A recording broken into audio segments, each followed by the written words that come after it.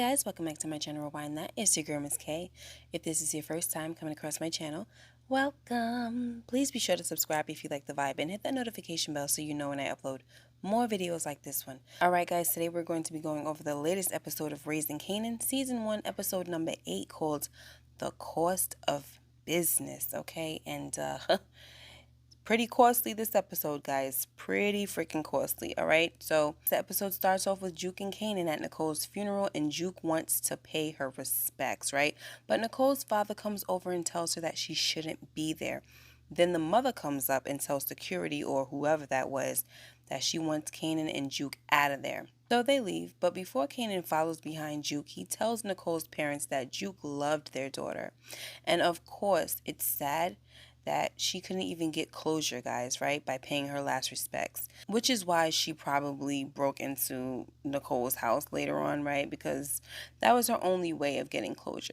Next, Julia picks a fight with her husband by spilling a pitcher of water or lemonade on him. Of course, he goes off and smacks her to the ground. Then he takes off his belt trying to beat her and all this stuff, right? So then Julia throws something at him and runs. So Gabriel grabs a knife and goes after her. So Julia runs into the garage where Rock is waiting for Gabriel to get there, right? Her gun already raised. So Julia says, "For you." And Rock pulls the trigger, hits him twice. Then he drops. Then she stands over him and says, "And for every N-word like you." Then shoots him one last time. Then she tells Julia to tell the police that there's a few tools stolen and things like that, and there must have been a robbery, right? And Julia was looking like she'd been freed for the first time in her life, you know? That man was really torturing her, guys, and she definitely thanked Rock. I told you guys this was going to go one or two ways, all right? Either Rock was going to kill him or Julia was going to kill him, okay? And she was going to have Rock get rid of the body. I always thought it was going to go this way, and I'm glad to see it did. Next, Detective Howard and Burke shows up to a crack house where another body was found holding a blue cap, guys. So Detective Burke says that maybe they could track it back to Rock, but Howard says it's not Rock and it's not Unique because they've been in the business far too long to make such a rookie mistake. Detective Howard also tells Burke that this is a victimless crime, okay? But Burke is tired of not doing anything about all these bodies dropping, and she tells Howard that she's not trying to get chewed up by the captain again.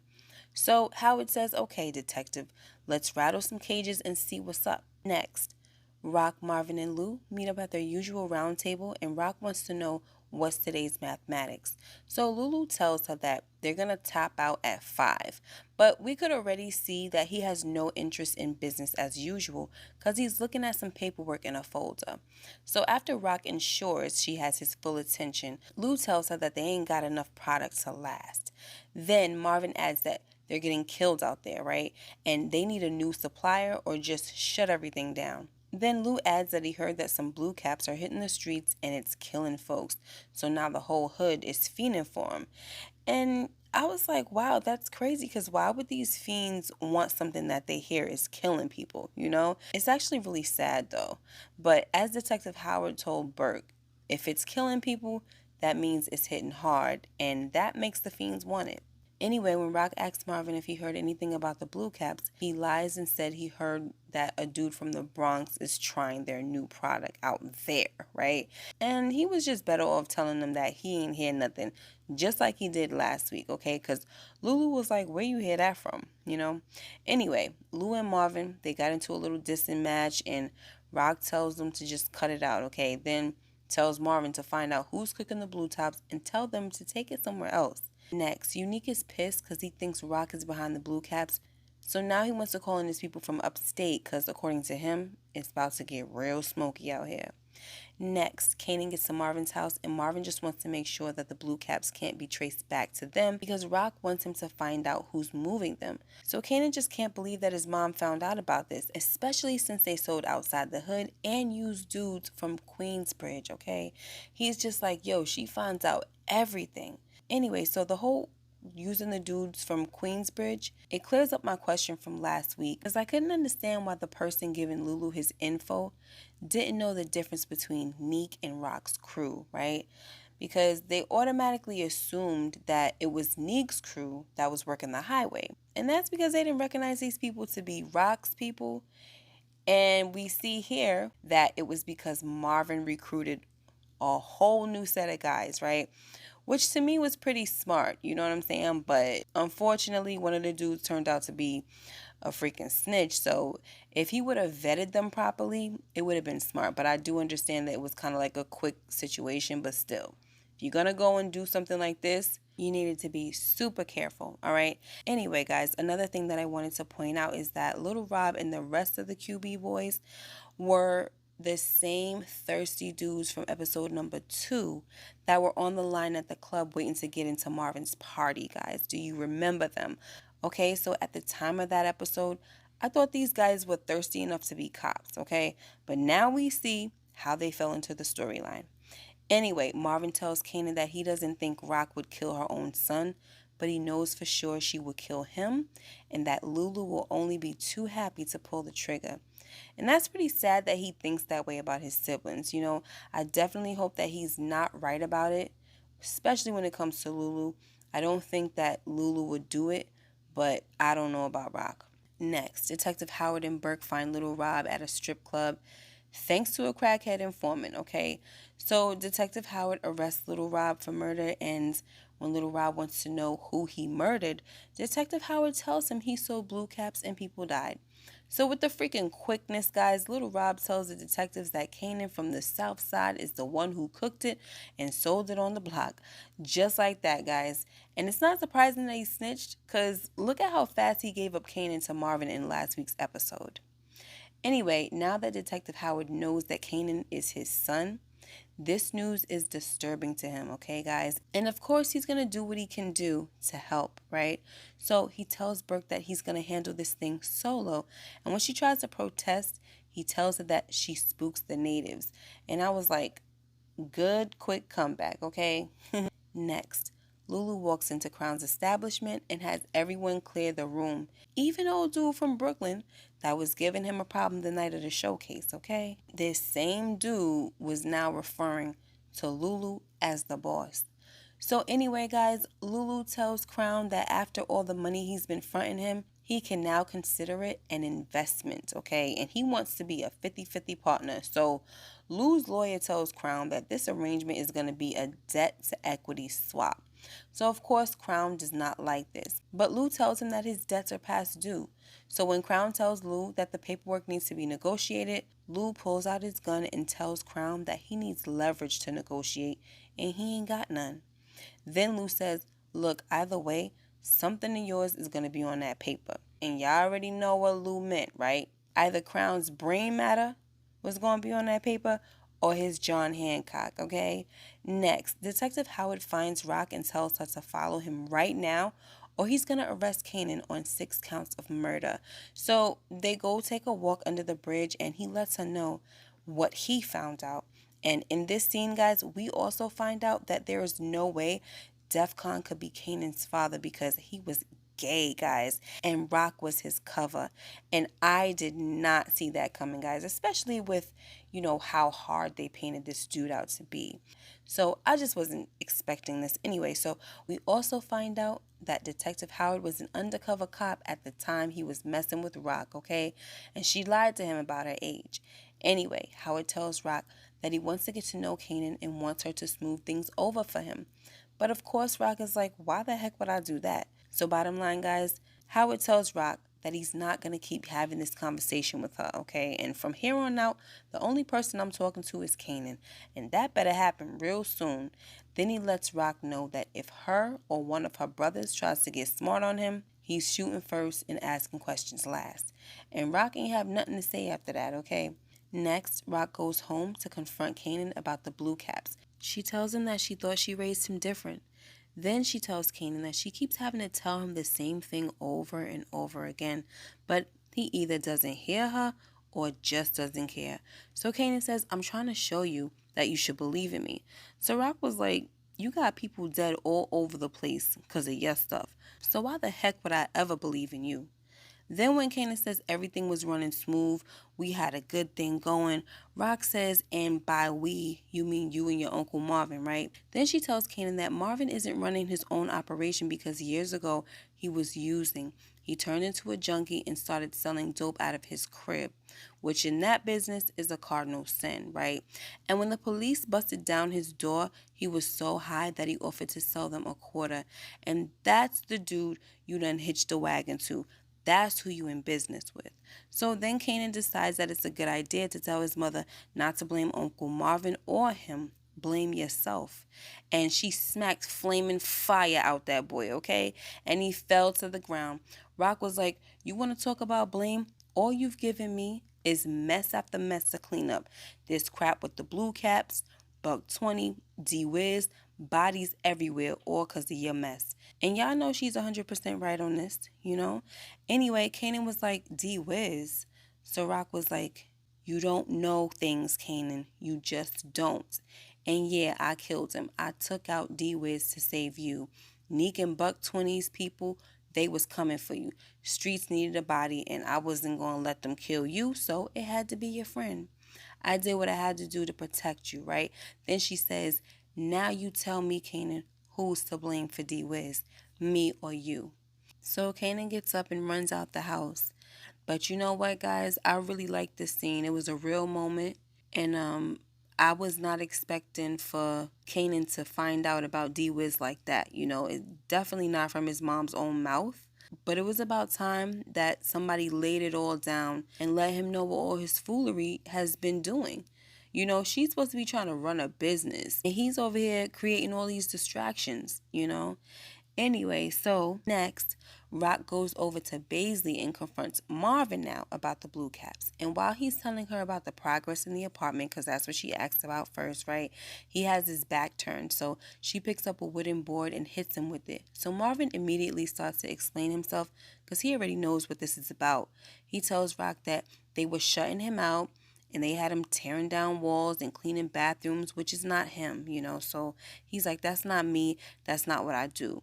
So long story short, guys, the scene was kind of sad because Rock tells Marvin that she can't trust him and she can't mess with him anymore. She tells him to bring whatever product he has left to Lulu's, and she never wants to talk to him or see his face again. And Marvin had tears in his eyes, guys, and he was like, "I can do better." But Rock was like, "Get the heck out of my face." Next, Jukebox gets caught in Nicole's room because she broke into the house, as I mentioned earlier, right? Unfortunately, the cops were called before they even knew who broke in. Nicole's father comes in and tries to get Laverne to hurry up and leave, but then her Karen of a mother comes in and calls Juke a murderer and tells her that they had to lie to the family about how Nicole died. Then she gives Juke the empty blue top file. So then the cops come in and arrest Juke. Next, Kanan goes to Davina's house only to find that she's been taken by Child Protective Services, right? Her and her sister, because the mother died a month ago. And all I could think, guys, was what good was her snitching about the stash house if Nique wasn't going to send her mother to the freaking rehab like he said he would? That was the whole point of the bargain, okay? As far as I'm concerned, Davina has motive to kill Nique now, you know? Just want to throw that out there, you know what I'm saying? Even though I don't see her as a killer. But anyway, next, Lulu and Jess are finally in a bed. I mean, gosh. And after they get it in, all Jess wants to talk about is how they're launching Famous. So Lulu was like, "Yo, it's never enough for you. When have I ever done enough or made enough for you to shut the heck up just for 1 minute, you know? Like, can we just screw?" Basically is what he was saying. So Jess was like, "See, that's the difference between me and your sorry behind. I'm never satisfied."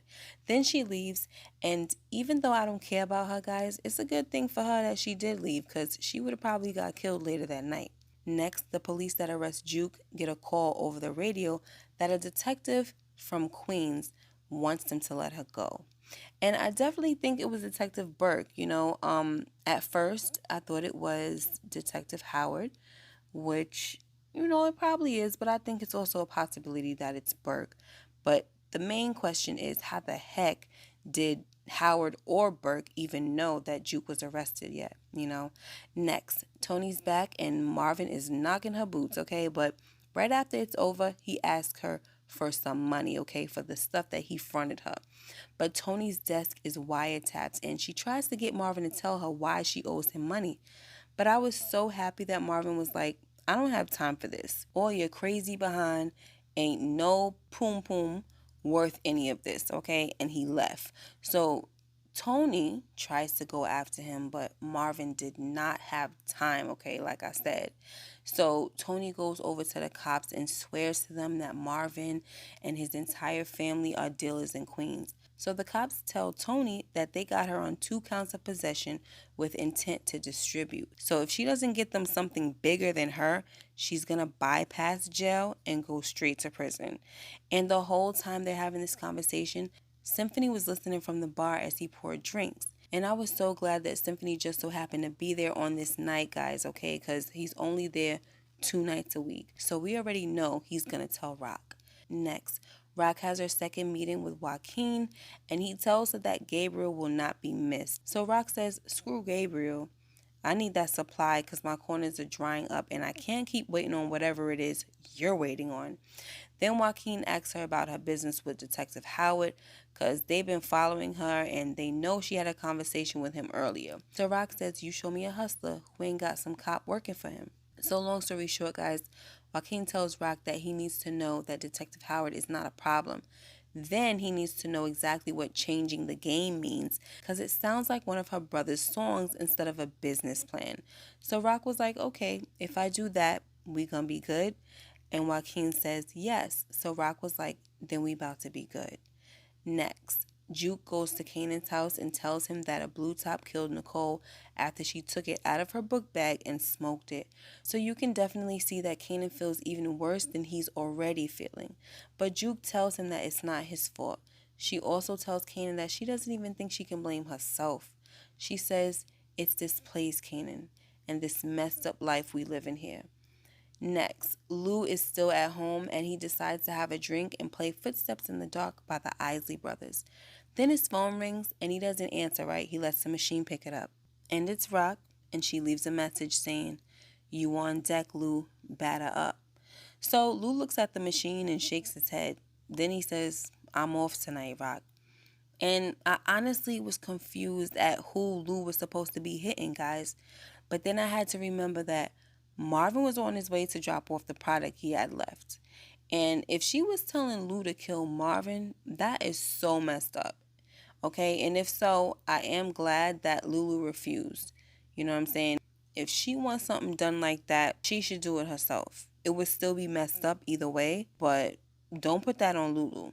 But she also could have been telling Lulu to kill Detective Howard, because she did tell Joaquin that Detective Howard is not going to be a problem, all right? So I'm not too clear on who the hit was for, but I would want to more so go with Detective Howard, you know what I mean? Especially because he's snooping around with the whole Kanan thing. She probably just like, and plus he kind of already threatened a situation earlier, so she was really silent about it, and she probably was plotting from then. Anyway, we already know that Nique done sent Worrell and the rest of his crew out to send a message to somebody in Rock's organization. And we find out that somebody is Lulu, okay? Because Nique's boys pull up in front of his house. They get out the car, throw a bottle in the window, which was lit on fire, then spray his house up with machine guns. Meanwhile, Marvin is coming down the road and he sees some crazy stuff going on. Like, he can't really tell what's happening, right? But as he gets closer, he realizes what's happening. He speeds up, but Worrell and another dude starts shooting at his car, and it causes Marvin to crash yet another Benz. Anyway, Marvin gets out the car, and thank God he's not hit, guys. So he makes his way to Lou's house, and he's calling his name, but there's no answer. So Marvin finally finds him, picks him up, and carries him outside. And of course, Marvin is frantic, and he's like, come on, Lou, stay with me, stay with me. Then he starts yelling for somebody to help him. And that's how the episode ends, guys. All right, so Lou doesn't look like he was shot. It's looking more like if he dies, it'll be from smoke inhalation, right? But I don't think he's dead, guys. I really freaking hope he's not. If they kill him off this soon, I'm going to be freaking pissed, okay? And another thing, what the heck did Lulu take Unique's jacket for? Are they going to use that jacket to play some kind of trick? Let me know what y'all think in the comments. Anyway, guys, that's the video for today. Let me know what you guys thought of this entire episode. I thought it was excellent. It was really good from beginning to the end. And that's all I got to say about that. Make sure you like, comment, and subscribe if you haven't already. Hit that notification bell so you know when I upload more videos like this one. Until next time, you guys take care and be blessed. And I'll see you in the next video. Bye-bye.